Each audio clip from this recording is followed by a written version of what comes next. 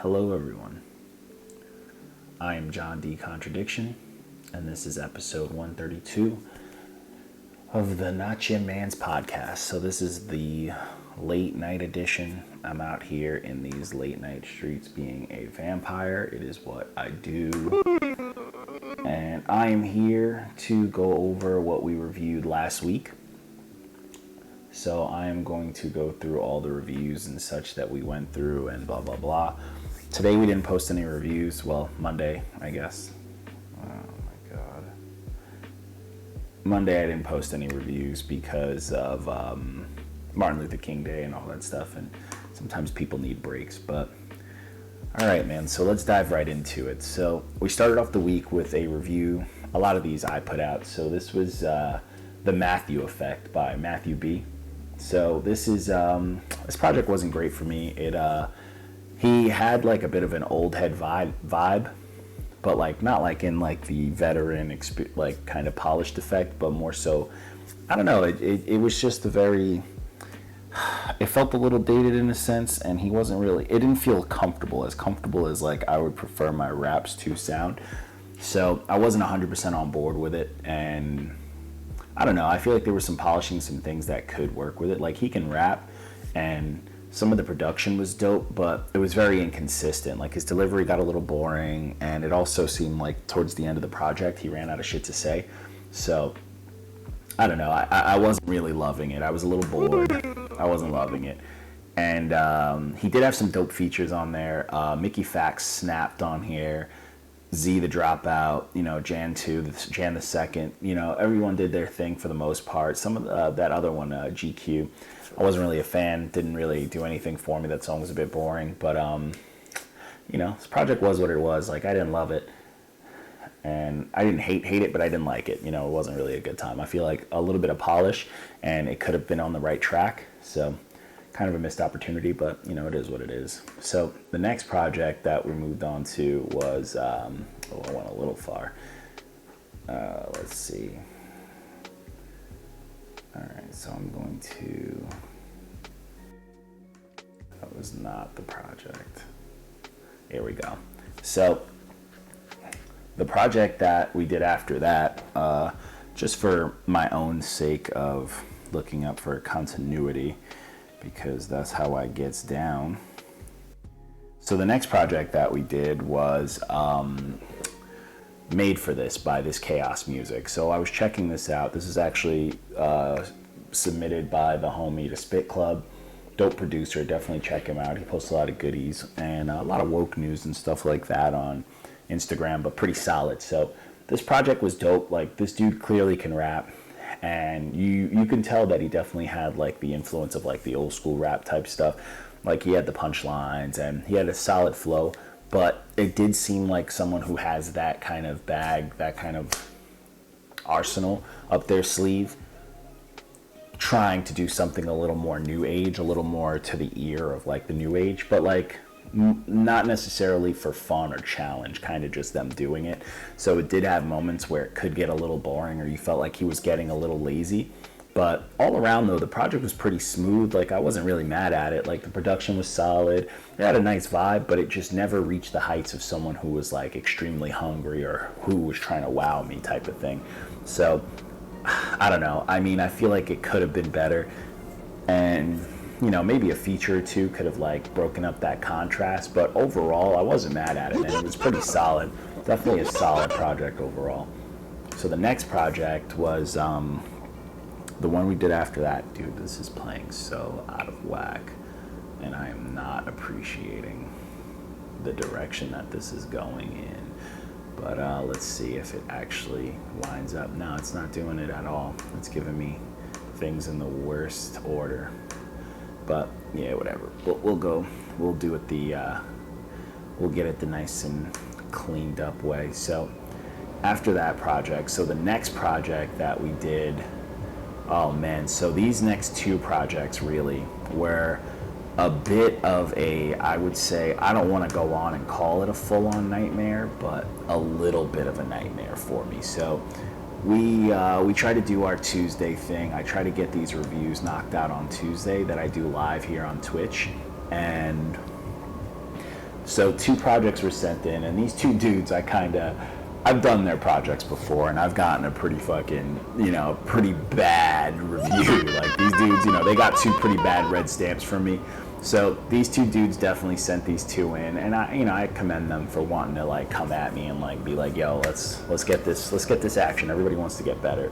So the 2 projects that were sent in, so I reviewed them in 2 different orders, so I'll do it in the order that I reviewed them. So the first one that came was You Know the Vibes by JanuaryHigh and Deshane Bankhead. So like I said in the stream, Deshane Bankhead, great kid. We had him on the episode before. We talked to him and shit like that. Super solid kid, man. He was dope energy.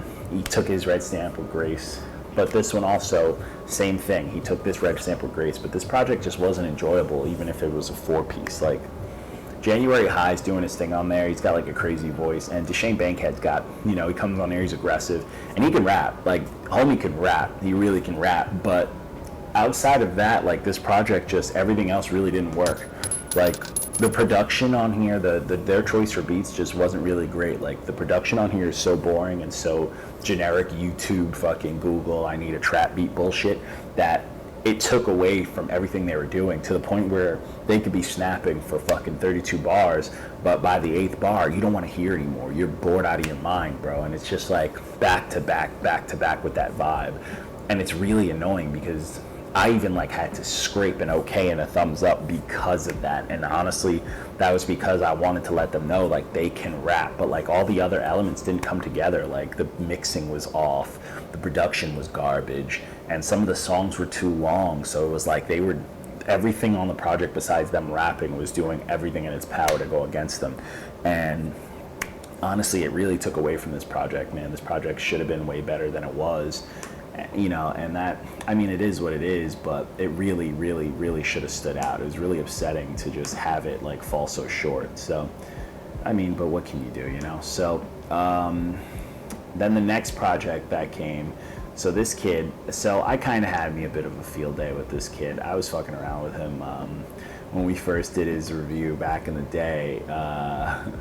And it was mainly because of his name. Like, that was like the first thing that made me think like, all right, I'm gonna fuck around and make fun of this kid a little bit on, some bully shit, but it is what it is. But his name is Head Hunch 8, and this project was called Stargazer II. So Head Huncho, I get it, Huncho, Ocho, Hunch Ocho, but it just doesn't make sense. But Head Hunch 8 sent this project in, and as I was bumping it, I was like, holy shit, this is the first time I've ever heard someone rap off key. Like, he was doing this weird rap singy thing that was just all off. Like, it just didn't sound really good at all. Like, he was low-key dying on these tracks, and it just was back to back just garbage, bro. Like, there was nothing on here that I liked besides the T-Money feature, but other than that, no one did good. The other features did terrible. And it was like just a mix of all these industry words and industry bars that we've heard. Like, you could think of any industry thing that like everyone says, like, I got the bag, came from the mud, I fucked your bitch, all these things. And this kid literally took the encyclopedia of all those like lines, and this project is all that stitched together. And it was just, the production was so bubblegum and garbage. Like, oh my God, like, it puts any Ja Rule beat that we love, or Kiss You Through the Phone, to shame, bro. It was to shame. It was fucking awful, bro. This is bad. This is like the failed clones, you know what I'm saying? This is like the Clone Wars clones who could never hit off a shot type shit. I wasn't really a fan of this at all, man. And this dude desperately needed an engineer to add a little bit of fucking effects to him, a little bit of adobo sazon to his voice, bro.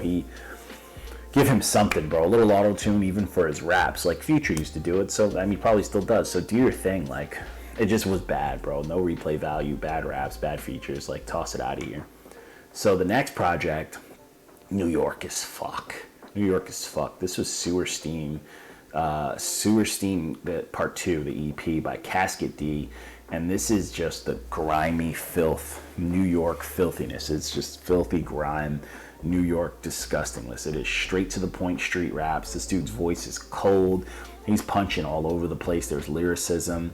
Fucking Ito came through on here. Fire feature. And it honestly, it was dope. And it sounds like every song seemed regular to this dude. And even though they were fire, it seems like he was just effortlessly throwing these out there. And it's just like, I loved it, man. I love this project. This project was super solid, easy replay value, 6 songs, and just gutter, bro. You can bump this shit in any fucking hood, bro. You can do whatever you want to do with this. And like, I'm not mad at it, man. It felt fucking good. I was here for this wave. I was here for this energy.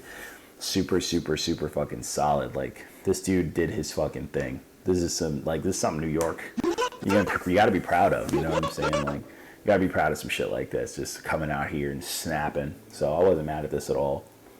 The next project, shout out to the homie fucking Mayhem of EMS. So this is Soul It May Seem by Mayhem of EMS and the Soulslicers. So this project is a good fucking time. Shout out to EMS. The whole team is dope. They're all fucking dope, man. You got fucking M. Dot, you got fucking Revelation, everybody that they work with, that whole little clique, their whole togetherness, that unity, fire. I'm here for it. We need more of that in this musical climate, especially of the underground. Super on board with it. And this project slapped, bro. This shit had a bunch of street bangers. If I had to call one thing bad, I'll just get that out the way, that I can see people having an issue with, is sometimes he gets stuck in like this choppy flow, and you'll hear it. Like, the more and more you hear him rap, he sticks to this like one type flow. It's a bit choppy as far as the way he spaces his words. But outside of that, man, if you can get over that hump, he's talking nice, bro. He's talking relevant shit. He's talking punches. He's talking rap shit. And then he's got these dope DJ cuts. You got all these fire features. You got some dope hooks. It's got everything on here, bro. I'm not even mad at it. The pacing was solid.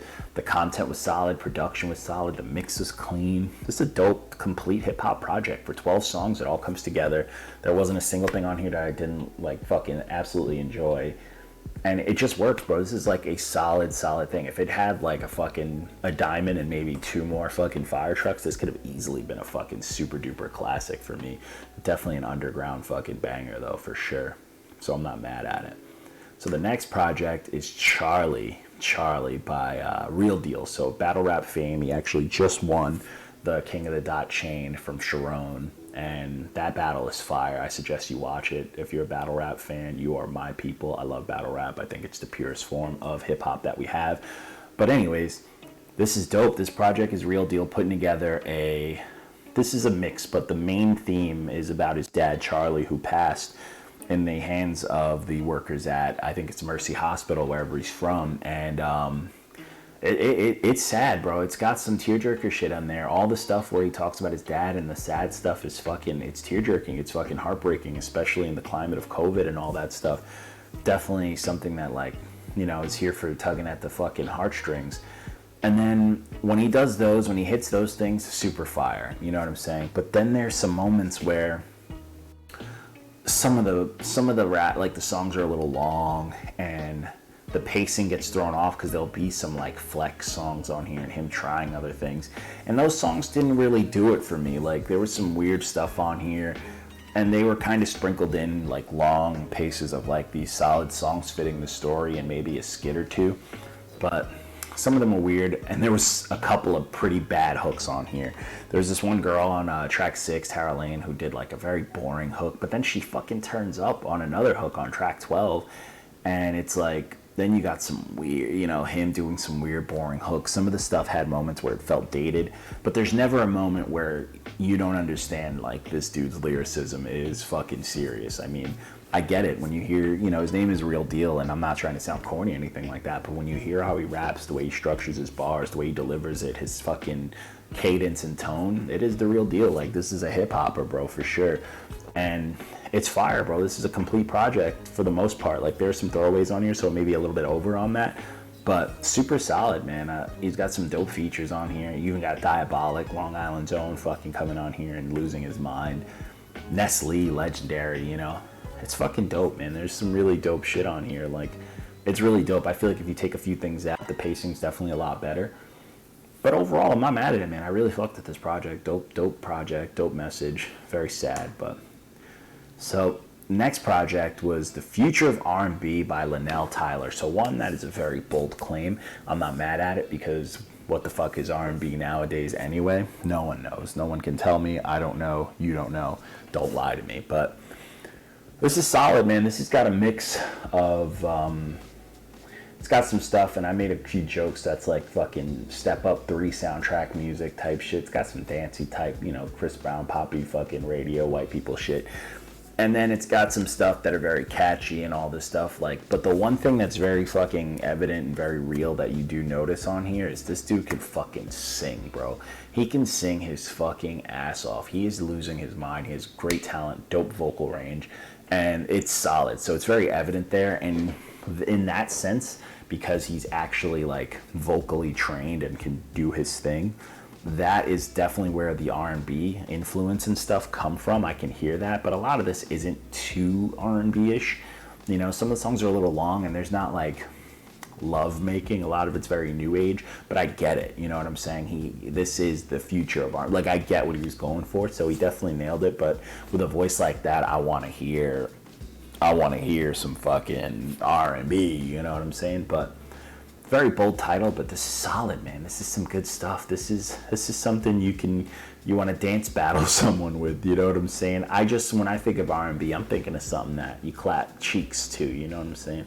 But it is what it is. So Friday I wanted to dedicate to fucking, you know, soundtracks, because movie soundtracks, they're hit or miss.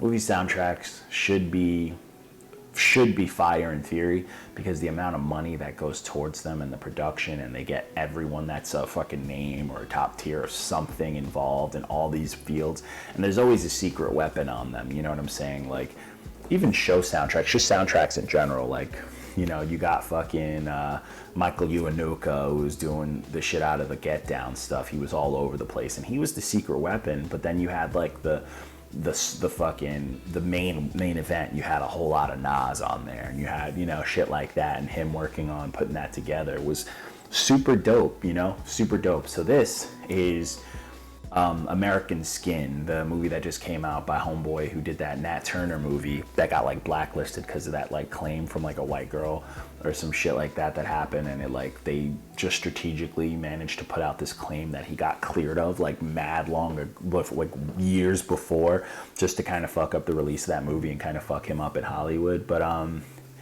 this is another movie by him. I don't know if it's directed by him, but I know his face because of that. But this is just hearing the skits on here now. I haven't seen the movie, but this soundtrack made me want to see the movie, because like this is content that I like, that I need, and this is content that might make people uncomfortable. You know what I'm saying? This is something that people need to see, especially just trying to like fucking pander or just know what the fuck's going on in black people's lives and goes on in our heads and shit that we fear, you know, even if we haven't fully been involved in something as dire as this subject matter. And from hearing the skits, it sounds like it's about fucking someone calls the cops to see if someone's okay, and they end up getting that person killed, you know, because the cops are fucking dickheads, fuck the police. But yeah, this had a lot of people on here. This had the budget for sure. There was some dope ass beats, and it had fucking all had a bunch of West Coast legends on here, bro. Like there's Too Short, Snoop Dogg, Ice Cube, E40, and they're all over the place. But like the secret weapon on here is October London. Everything this dude did on here, I absolutely loved. And it was powerful. His voice is amazing. And it was very, very, he wanted to shine on this. And that's why he's the secret weapon. You know, he's kind of like, oh, I'm going to go fucking in.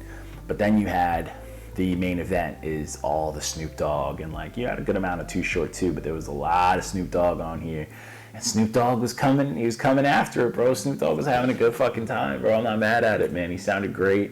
He was having fun on here, and I fucking love that, man. I love that. Snoop Dogg's a legend, and he doesn't have to prove anything to us, but he still can come out here and go nuts. And all of it really came together. Then you had, like, Omari Hardwick doing his fucking Will Smith from Family Guy, fucking greatest Curtis Blow impression with his raps that are fucking from the ground zero of rap. And it was fun. I wasn't bad, but it's super stiff. It's, you know, it's like, somebody tell your drunk uncle that, like, freestyling isn't a thing at the barbecue anymore. You know, people don't do that anymore. But I wasn't mad at it. Like, he could have went to bed on that, but it was still super solid, bro. I fucked with it. This whole project as a whole, minus that Omari Hardwick song, even though October London snapped on that song too. This is fun, man. This is fun. It's relevant. It's woke. It's got a great message, got great production, great quality. This is just a solid soundtrack, man. This is good. It makes you want to watch the movie, you know? So then we had the last soundtrack of the day, which was Griselda and BSF, the Black Soprano Family, which is like Benny the Butcher's like team.